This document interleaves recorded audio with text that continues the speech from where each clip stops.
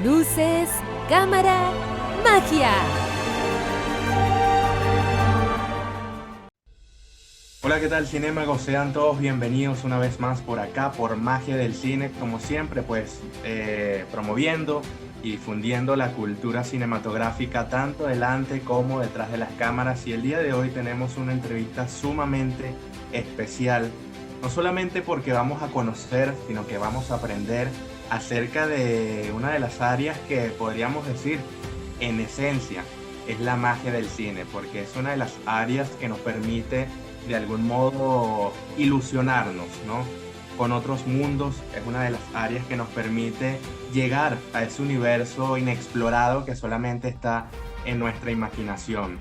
El día de hoy nos acompaña un excelente profesional de gran trayectoria que nos va a llevar hacia un portal maravilloso de otra dimensión.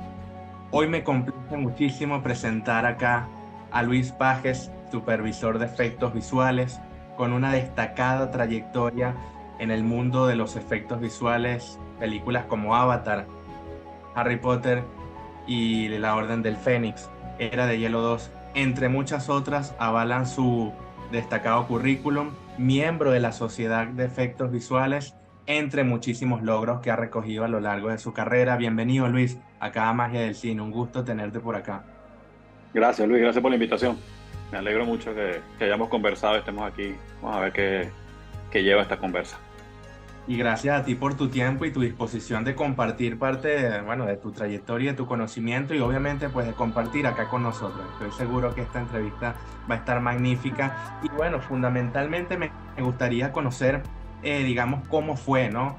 Ese acercamiento de tu parte al mundo de los efectos visuales, y qué fue lo que te hizo adentrar tanto académicamente como profesionalmente en este apasionante mundo. Chévere. Fue bastante accidental, te digo. Yo nunca pensé que iba a terminar trabajando en esta industria, en lo absoluto. Yo, por cuestiones personales, me fui de Venezuela en el año 2000, finales del 2000. Me fui a los Estados Unidos a vivir. Yo estudiaba en la universidad en la Santa María y me fui a los Estados Unidos a trabajar y bueno, típico llegada de inmigrante, digamos, de película. Estacionando carros, lavando platos, lavando carros, repartiendo comida, repartir pizza. Y en mi tiempo, digamos, entre comillas, libre, bueno, me dediqué a aprender un poco pues, sobre diseño de páginas web. No, todavía nada que ver con efectos visuales. Nada. Yo estudiaba en la universidad ingeniería acá en Venezuela. Pero cuestiones, la pareja que yo tenía en el momento, ella estudiaba en una universidad en Miami, en el Instituto de Arte de Fort Lauderdale, ¿no? Y yo con cuestiones a veces la acompañaba y la iba a buscar o la llevaba y me tocaba esperarla un rato a veces que saliera y en el área de espera justamente el estacionamiento quedaba al lado de lo que sería el módulo de animación, donde estudiaban los muchachos de animación. Y los salones eran de vidrio y yo me quedaba por la ventana mirando a ver qué es lo que estaban haciendo y me llamaba la atención, no sabía qué era lo que estaban haciendo. Preguntándole a los muchachos al salir de clase qué era lo que estudiaban ellos, qué era lo que me parecía tan interesante. Me indicaron que era animación 3D y yo empecé a indagar qué es eso, con qué software se hace. Y como ves los trabajos que yo tenía, yo no tenía recursos como para estudiar en la universidad en lo absoluto. Pero sí tenía yo el acceso a través de la novia que yo tenía a la biblioteca de la universidad donde ella estudiaba. Entonces ella pedía libros por mí, pedía material en video como si fuera para ella, lo sacaba como para uso de ella personal y yo estudiaba con eso en mi casa. Y así fui aprendiendo.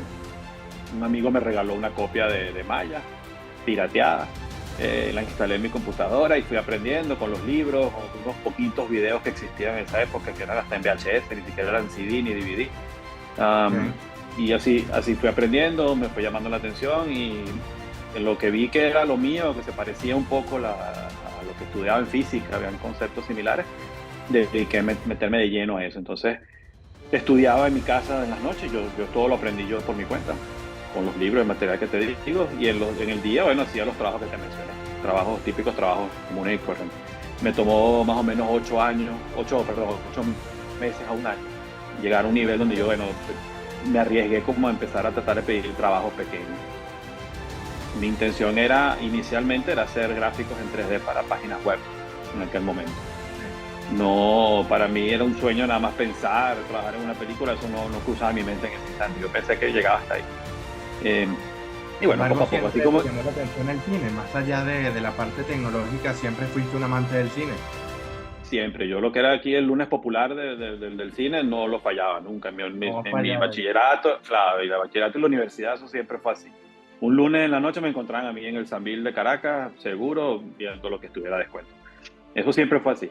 Pero yo lo veía como, me imagino que pasa aquí, y por eso estamos conversando, ¿no? Por lo que hablábamos hace unos días de querer motivar un poco a los jóvenes, ¿no? Yo pensaba en ese momento que eso era algo extranjero, algo completamente lejos de acá. Si yo no tengo para estudiar en una universidad en otro país, no voy a poder hacerlo. Entonces, claro, no cruzaba mi mente eso como una profesión. Yo no estaba a gusto con lo que estudiaba en la universidad, yo no quería ser ingeniero. Pero típico que quizás te pasa a ti, que uno se gradúa de bachiller aquí, el 90% de los estudiantes se van a intentar en ingeniería, por ejemplo. Por lo menos así era mi época. Entonces sí, el cine siempre me gustó, pero no lo vi como algo factible. En absoluto. Ok, y claro, pues, después de toda esta formación, ¿no? Ya allá, bueno, de manera, digamos, autodidacta, todo esto, ¿cómo entras formalmente a este negocio? Y particularmente, ¿cuál fue tu primer trabajo en la industria como tal? Bueno, yo comencé, digamos que la primera vez que alguien me pagó por mi trabajo fue para hacer unos gráficos para una página web. Parece mentira, pero eso fue lo que pasó. Para avanzar rápido en el tiempo, yo vi que me gustaba cada vez más y empecé entonces a indagar y a publicar mi servicio, vamos a ofrecer mis servicios en páginas como Craigslist, foros de esos que existían en aquel momento. Facebook todavía no era, yo creo que todavía no existía Facebook inclusive. Estaba Craigslist, estaba MySpace. Por ahí empecé a ofrecer, digamos, que mis servicios y me contrataban para trabajos pequeñitos. Siempre eran grafiquitos pequeños, logos en 3D, cosas sencillas. Ahí pasé a trabajar, me tuve que ir a trasladarme a Texas a trabajar para un abogado que quería introducir recreaciones en 3D para accidentes y cosas en la corte, como material de apoyo para su trabajo. Claro, entonces yo empecé haciendo, bueno, digamos que sí, eso fue interesante. Estamos en parte de este mundo cotidiano, pero quizás que no todo el mundo conoce, ¿no? O sea, todo el trabajo que hay, incluso a nivel tecnológico, audiovisual, de un trabajo de leyes, ¿no? O sea, Correcto, sí. Un par de accidentes que, bueno, habría que recrear. Ellos me daban a mí las instrucciones, me explicaban qué es lo que había sucedido y yo trataba de, bueno, típico de lo que uno ve hoy en día en Netflix, ese tipo de gráficos cuando hay que describir algún accidente de algún tipo. Okay, ese era más o menos lo primero. De ahí recientemente Anatomía de una caída, película oscarizada incluso. Correcto, exactamente. Y bueno, digamos que de ahí me trasladé a California, me arriesgué, lo poquito que tenía me mudé para San Francisco.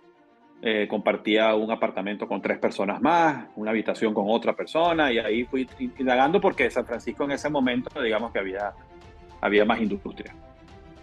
Okay. Entonces estaba tratando por lo menos de acercarme un poco a eso. Y ahí logré trabajar en la industria farmacéutica. Ellos una vez al año suelen haber conferencias grandes donde introducen nuevos medicamentos, y esos medicamentos, el método de efectividad lo describen con animaciones 3D. Que igual, hoy en día es mucho más común verlo en Netflix y ese tipo de documentales en Discovery Channel, donde la persona se toma un medicamento y las células rojas las ves circulando por el cuerpo y ves como el anticuerpo ataca a la célula y la destruye, por ejemplo, y ves tejido. Ese fue el segundo trabajo que yo tuve. Todavía nada que ver con cine, pero ese sí era bien remunerado y por lo menos me dio oportunidad a mí de prepararme un poquito mejor en cuanto a mi equipo de trabajo, mi computadora, me pude establecer un poquito más cómodo, siempre tratando de mejorar y aprender y todo lo que pude, y así empezar a hacer amistades, un poquito de conexiones, digamos, entre comillas. Una de esas conexiones me invitó a trabajar en un video musical de una artista americana pequeña, pero en ese grupo de trabajo eso era algo que se hacía después de las 6 de la tarde, por ejemplo, ¿no? Y ese era uno de los requerimientos cuando me ofrecieron el trabajito pequeño, me dijeron si yo podía trabajar después de las 6 de la tarde toda la noche.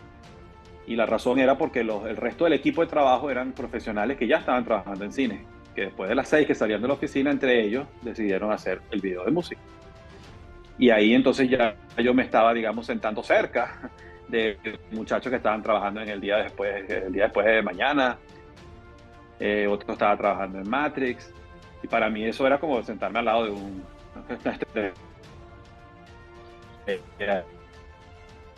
rojo, una persona que yo digo, ok, ya por mi lógica, como ellos hablan de las películas, bueno, eso es lo que yo quería hacer, cada vez estaba un poquito más cerca. Ese trabajo en el video musical, más lo que hice con la industria médica, más lo que hice con el abogado, ya yo pude armar un pequeño demo de mi trabajo, un pequeño demo reel, que yo fui a las exposiciones que se hacen en los Estados Unidos todos los años de SIGGRAPH, que es la exposición de la industria de animación y de efectos visuales. Eso es unas exposiciones muy grandes que hacen una vez al año. Y esa exposición tiene una feria de trabajo gigante. Entonces, con ese pequeño demo, con mi currículum, estamos hablando de una carpeta plástica con el currículum impreso en una hoja de papel y un CD con los videos de mi trabajo. No había todavía esa tendencia de enviar nada por página web o nada que ver. Uno llevaba eso con una tarjetita, una tarjeta de presentación. Un trabajo bien antiguo, pero si lo vemos ahorita, pero estamos hablando de hace más de 20 años atrás, más o menos. Lo fui llevando a la feria de trabajo y lo fui entregando en estudio por estudio.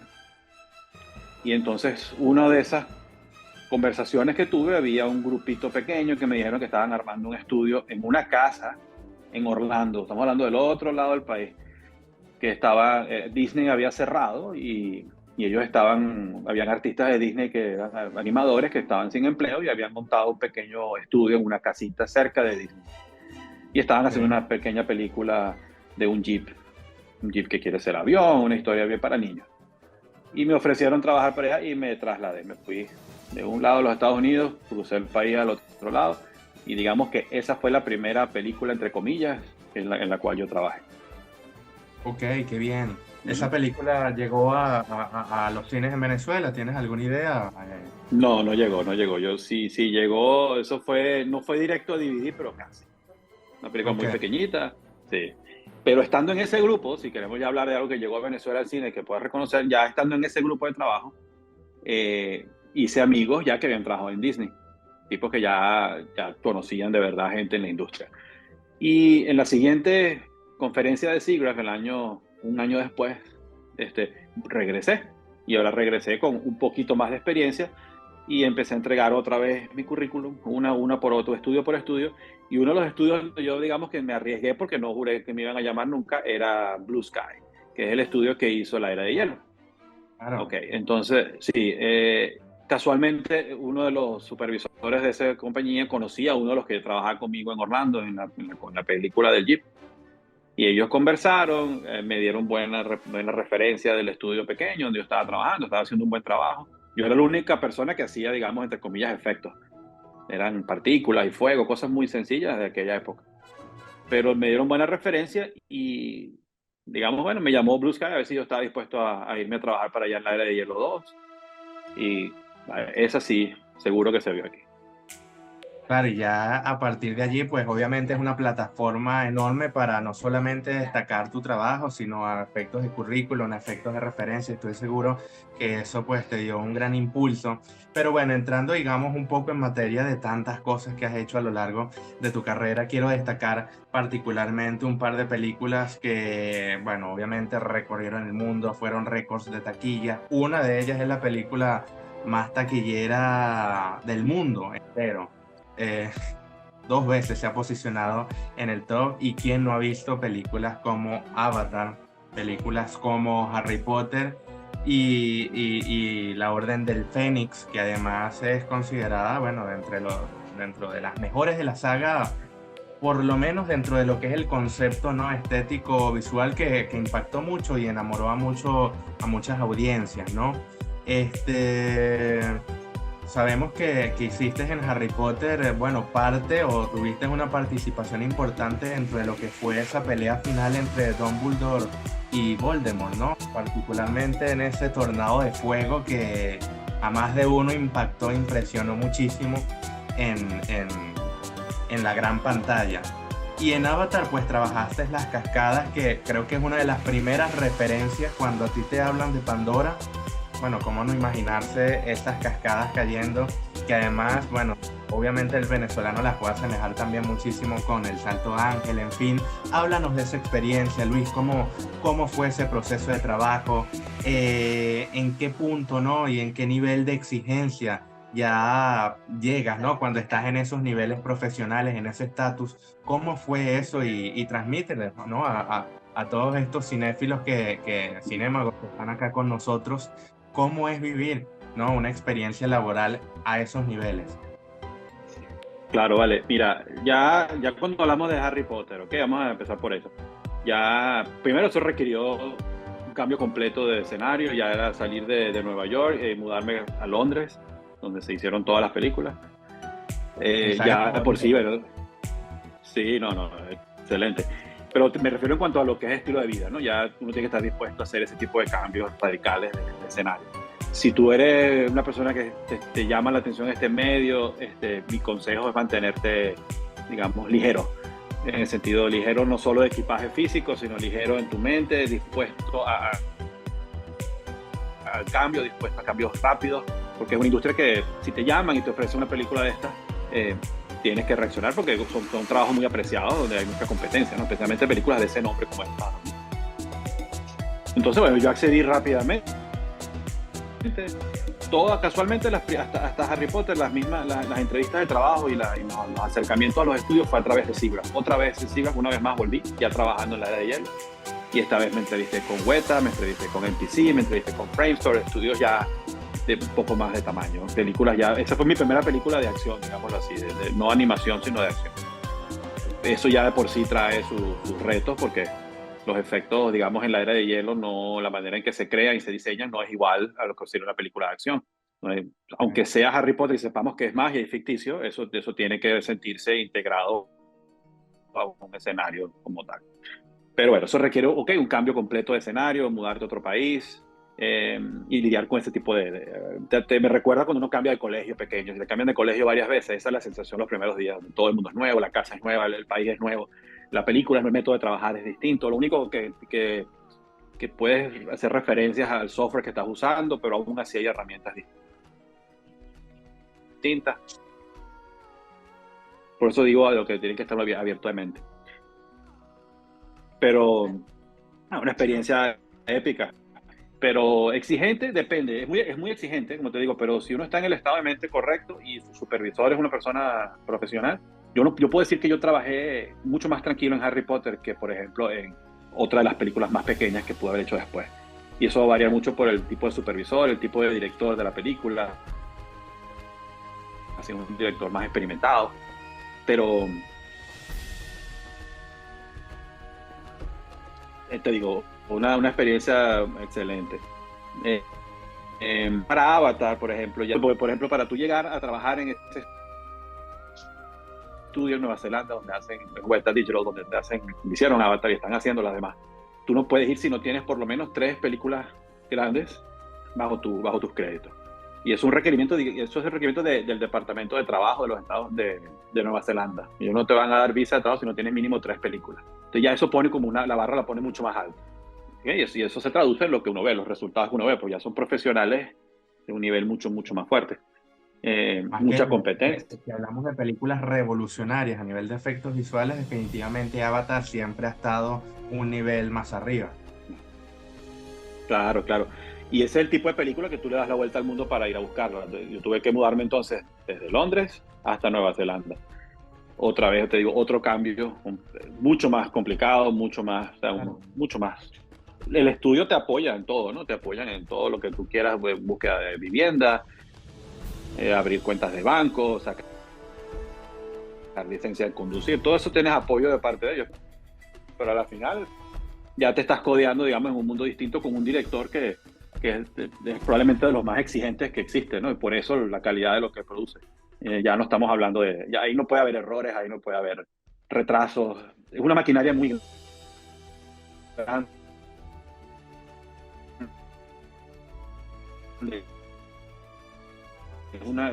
Éramos 1000 artistas trabajando en la película, ¿no?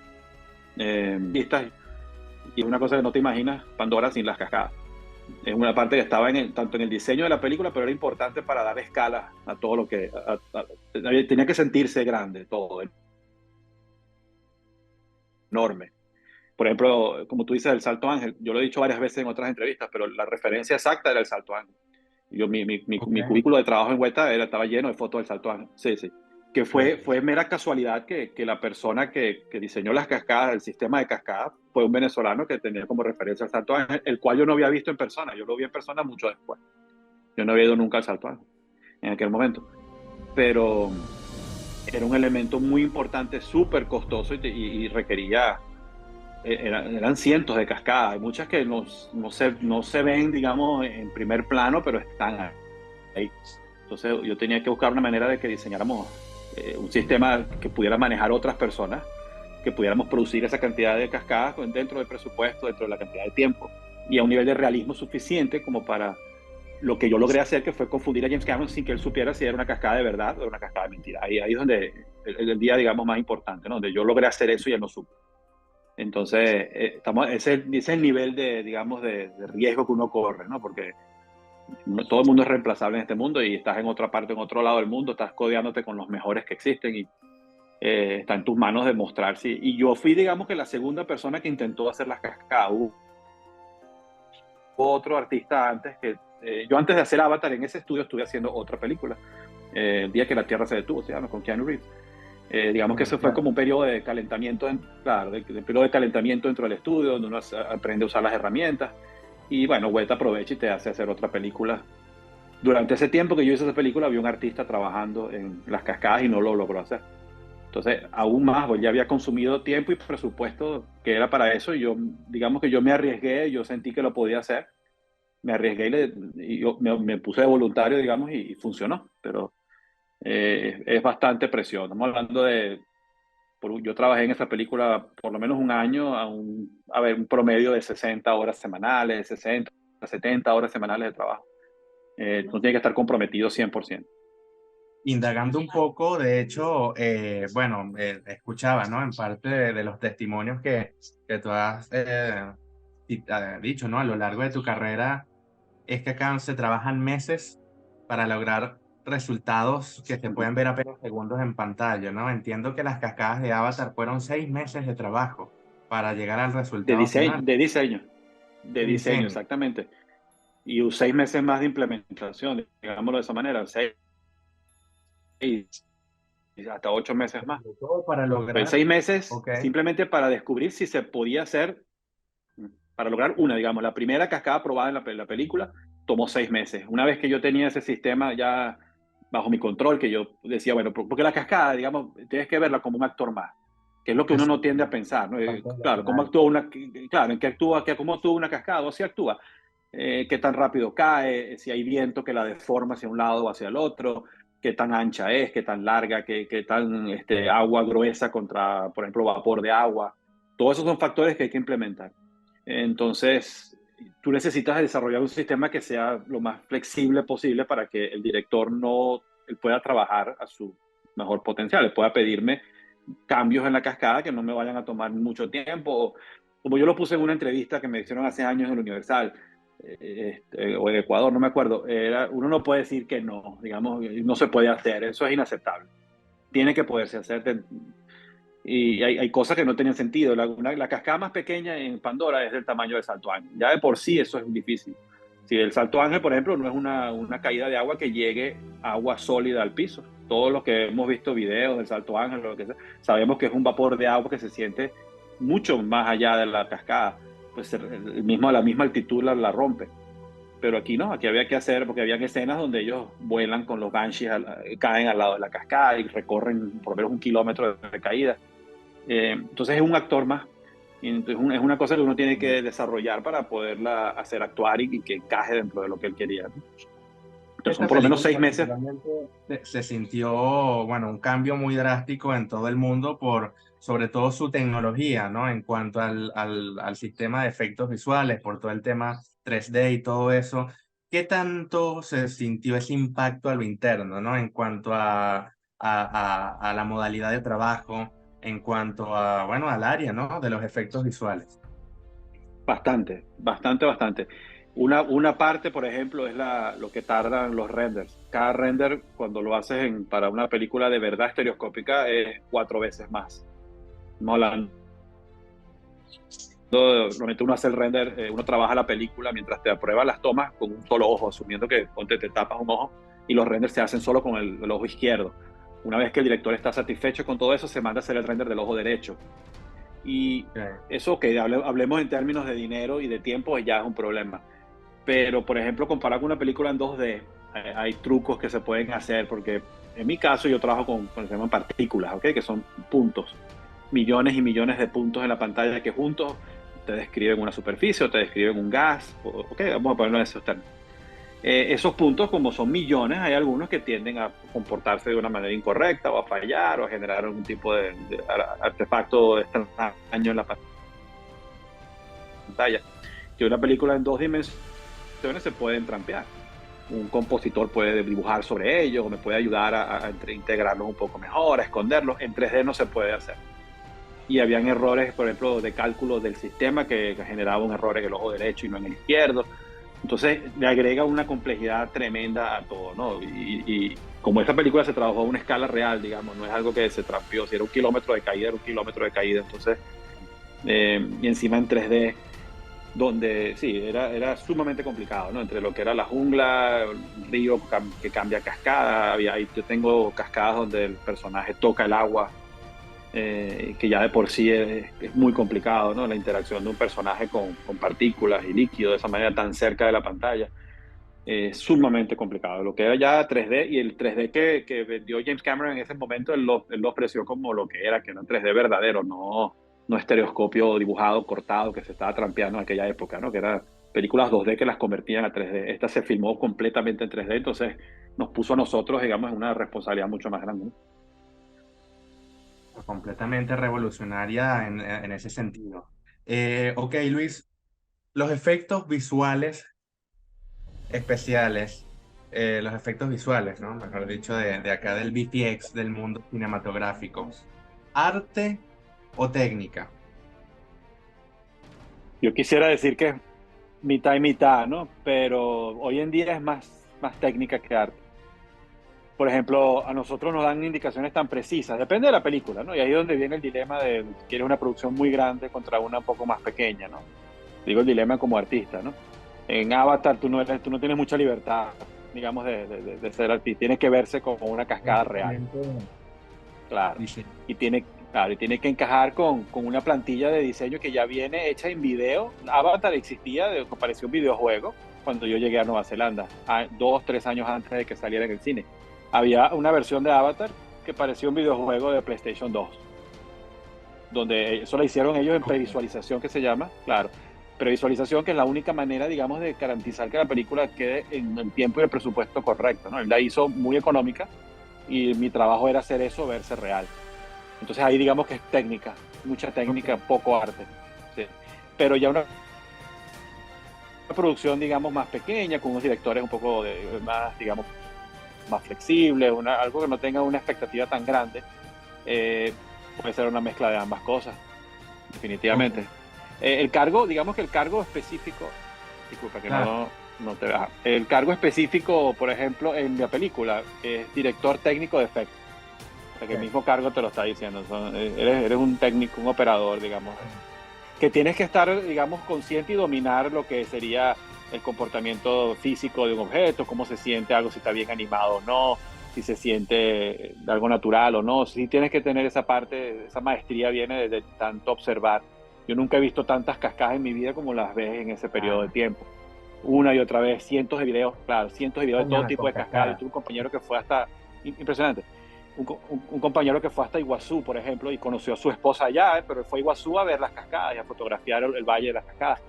Entonces, es una cosa que tienes que uno ir, te hace profesional, digamos, te hace cada vez mejor a medida que tú vayas acostumbrándote a ver un efecto, a ver algo natural, un fenómeno natural y apreciar si eso tiene, cómo se comporta, cómo se siente. De ahí viene, digamos, la parte artística, en mi opinión, ¿no? Y según tu opinión, Luis, ¿qué criterios, qué habilidades, qué destrezas, ¿no? debe tener cualquier animador VFX, ¿no? más allá más allá de lo externo, es decir, más allá del tipo de producción, más allá de las indicaciones que pueda tener, ¿cuáles son esas habilidades que cualquier animador debería tener para trabajar en esta industria? Un sentido de lo que sería el tiempo, lo que hablamos de analizar, por ejemplo, cómo se comporta el fuego dentro de un espacio, por ejemplo, en la película de Gravedad, donde yo trabajé. Habían escenas donde había Claro, un incendio, claro, un incendio dentro de la estación espacial. Eso es una algo que nosotros no, masterclass de efectos sí, no, visuales. o ganadora de otro Oscar por efectos, por ejemplo. Pero nosotros nos encontramos con ese problema. ¿Cómo destruyes? Mi trabajo en esa película fue destruir el transbordador cuando empieza la película. Ah, Cómo se ve, algo que nunca ha sucedido. Entonces no tienes referencia física de ese tipo de evento. No es lo mismo incendiar un edificio, derrumbar una torre de cemento, a de repente cómo se ve el transbordador siendo golpeado por objetos en la mitad del espacio. Uno tiene que tener esa habilidad, que descifrar, tratar de qué se siente bien, qué está bien animado, qué no, cómo puedes tú atacar un efecto, cómo funciona la física de esto, que es lo que yo solía cuando yo enseñaba esto, solía enseñar a mis alumnos a pensar de esa manera, ¿no? Vamos a descomponer todo esto y entender claro. cómo se comportan estos elementos físicos, ¿no? Y por eso yo decía que al principio me funcionó a mí porque yo estudiaba ingeniería y tenía cierta afinidad con lo que yo estudiaba. Yo era muy bueno en física en el colegio, por ejemplo.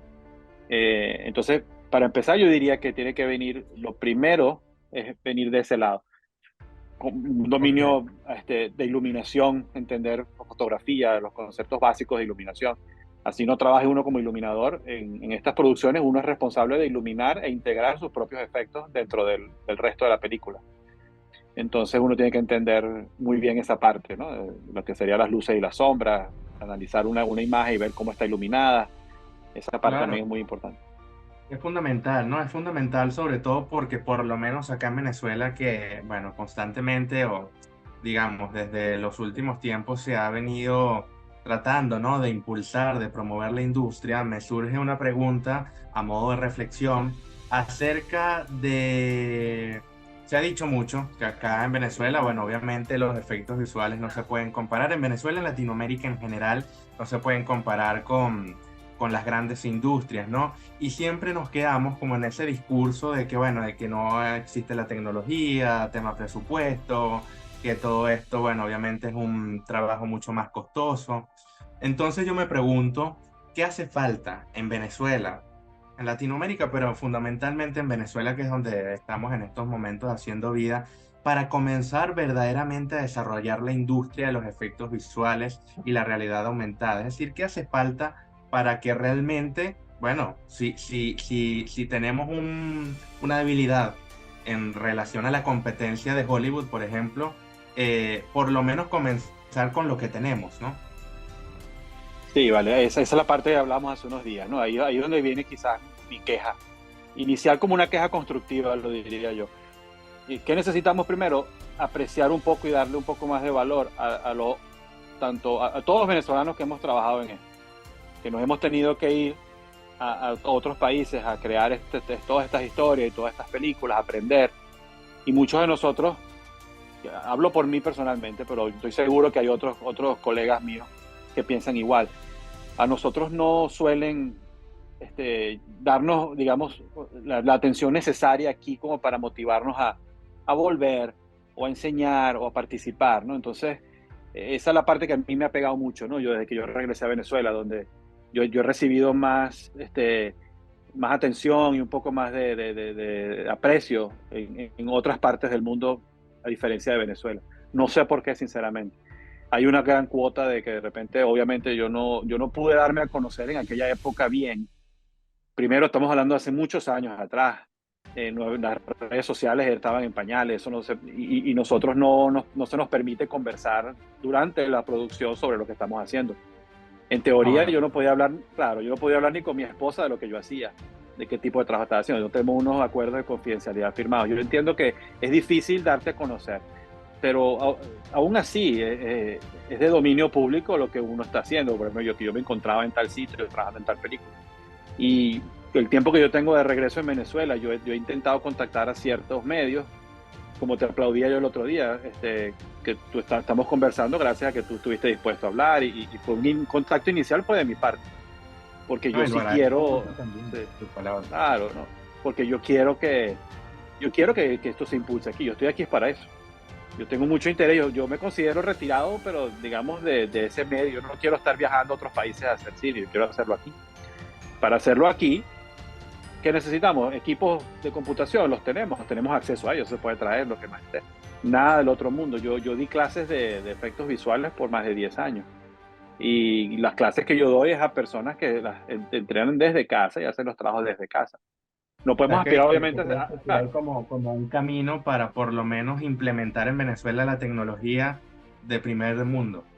absolutamente, absolutamente, porque hoy en día con las herramientas modernas, yo hice estas películas hace 15 años, 20 años atrás.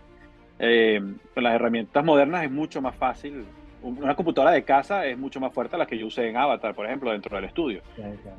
Entonces, la tecnología está, el conocimiento está, porque por lo menos de mi parte, yo estoy dispuesto a entrenar, como te lo dije el otro día, yo quisiera entrenar a todos los jóvenes de Venezuela que le interese, pero tiene que haber interés de parte de sea quien sea que esté a cargo de esto a un nivel más alto. Si Totalmente, es por lo industria menos acá en privada, industria Venezuela pública, tenemos una academia venezolana de cinematografía, tenemos, bueno, el Centro Nacional Autónomo de Cinematografía, múltiples festivales, es decir, hay una actividad constante que se ha venido desarrollando. ¿Has tenido algún contacto con alguno de ellos?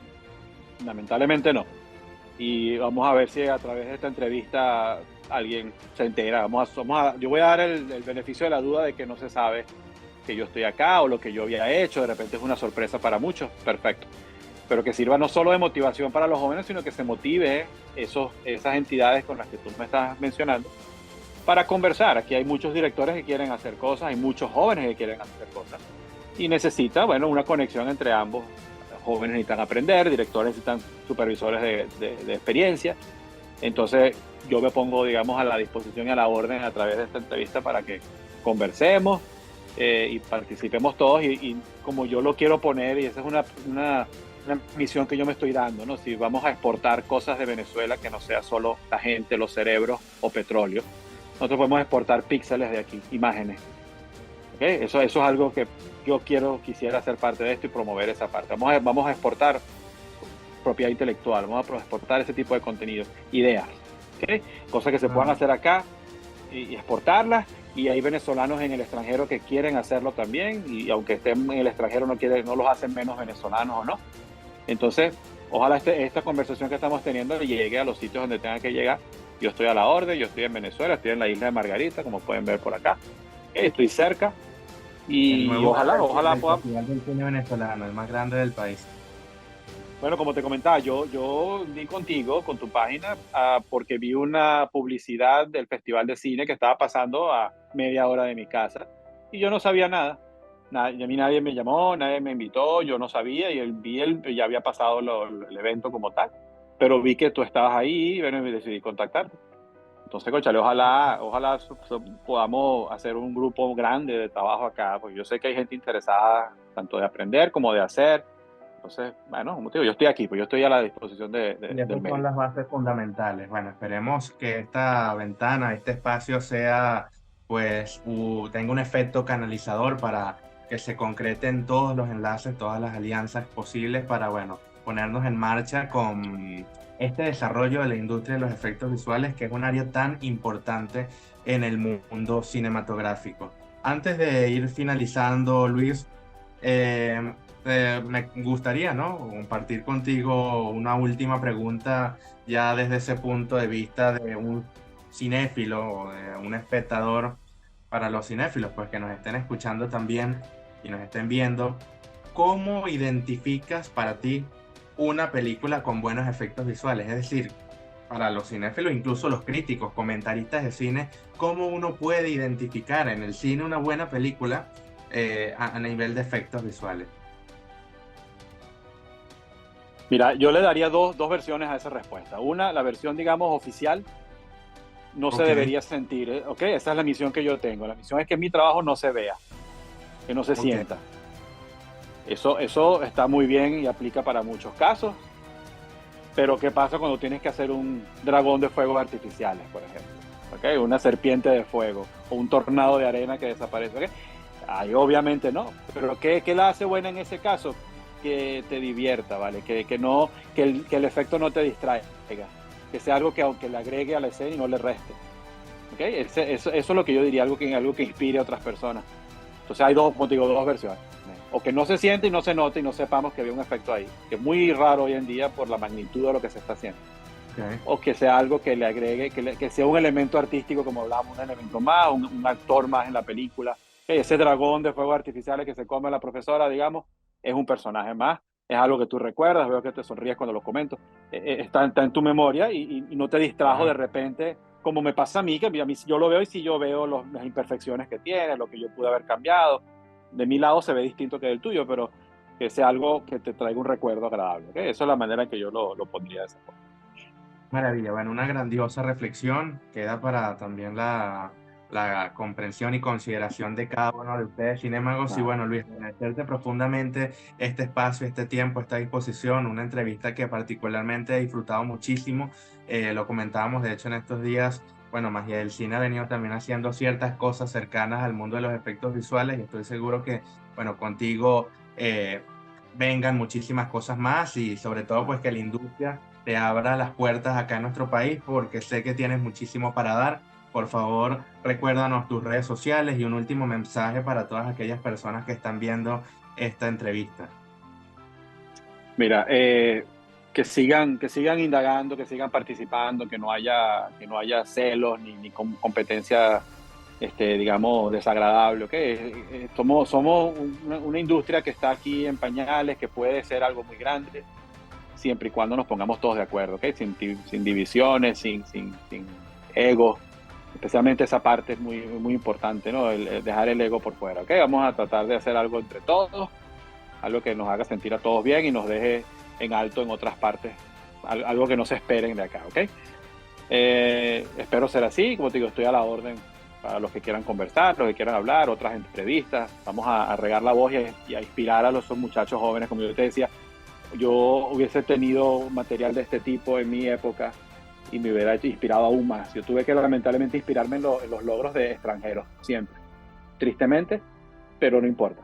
¿Okay? En este caso, ya tenemos varios. No soy yo solamente, ¿okay? No quiero quedar así. Hay muchos otros y búsquenlos. Llámenlos y hablen con ellos también. Seguro hay muchos más, yo lo sé. Y bueno, mis redes sociales, @pajesvfx, tanto en X como en Instagram. Y Luis, gracias una vez más por la invitación. Muchísimas gracias a ti, Luis. Pues te envío un gran abrazo hasta Margarita y que la magia de los efectos visuales te acompañe. Igualmente para ti, gracias.